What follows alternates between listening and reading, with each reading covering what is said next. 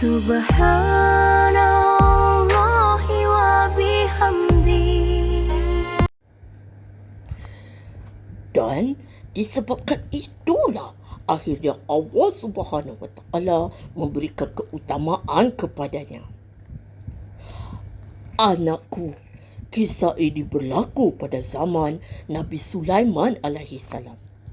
Pada masa itu, selain sebagai seorang nabi, Nabi Sulaiman alaihi salam juga adalah seorang raja yang terkenal atas izin Allah Subhanahu Wa Taala. Nabi Sulaiman alaihi salam berjaya menundukkan Ratu Balqis dengan jin ifritnya. Bukan itu sahaja, malah Nabi Sulaiman alaihi salam juga dikenali sebagai nabi yang dapat memahami bahasa binatang dan berbicara dengannya. Mana boleh macam tu, Abi? Mana boleh manusia faham bahasa binatang dan dapat berbicara dengannya? Tanya Naufal. Naufal, itu semua boleh terjadi kerana kita dan binatang adalah sama-sama makhluk ciptaan Allah Subhanahu Wa Taala. Sedangkan Nabi Sulaiman alaihi salam adalah seorang hamba Allah Subhanahu Wa Taala yang bertakwa. Oleh kerana itulah baginda diberikan mukjizat dan keistimewaan oleh Allah Subhanahu Wa Taala berupa dapat berbicara dengan binatang-binatang. Kerana jika Allah Subhanahu Wa Taala sudah berkehendak, maka dia hanya berkata kun fayakun, jadilah maka terjadilah. Naufal pun terdiam. Dia tidak sabar ingin mengetahui kisah selanjutnya. Baiklah, Abi sambung balik cerita tadi.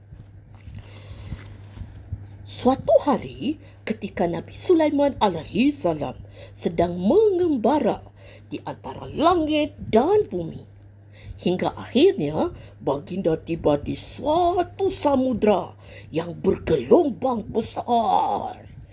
Dan untuk mencegah gelombang yang besar itu, akhirnya Nabi Sulaiman alaihi salam memerintahkan bala tenteranya yang berupa angin untuk menenangkan gelombang yang besar itu hingga akhirnya tenanglah samudra itu.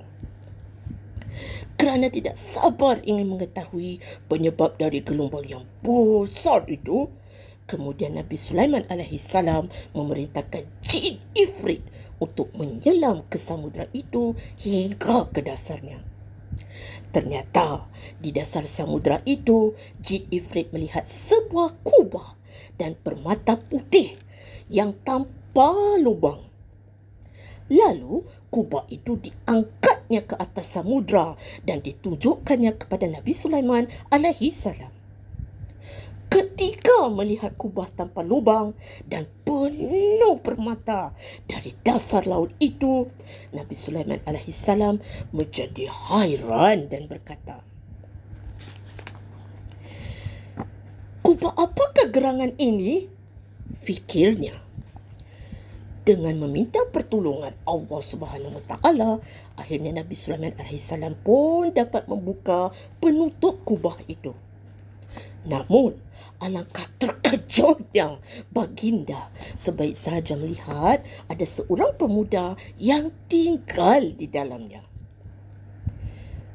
"Siapakah engkau ini? Kelompok jin atau manusia?" tanya Nabi Sulaiman alaihi salam ingin tahu. "Aku adalah manusia," jawab pemuda itu perlahan. "Wahai pemuda, mengapa engkau mendapatkan kemuliaan seperti ini?" tanya Nabi Sulaiman alaihi salam lagi. Kemudian pemuda itu menceritakan kisahnya hingga kemudian memperoleh keutamaan dari Allah Subhanahu Wa Taala untuk tinggal di dalam kubah dan berada di dasar lautan. "Wahai Nabi Sulaiman, ibuku dahulu adalah seorang yang sudah tua dan tidak berdaya lagi. Namun, aku selalu melayaninya setiap saat, berbuat baik kepadanya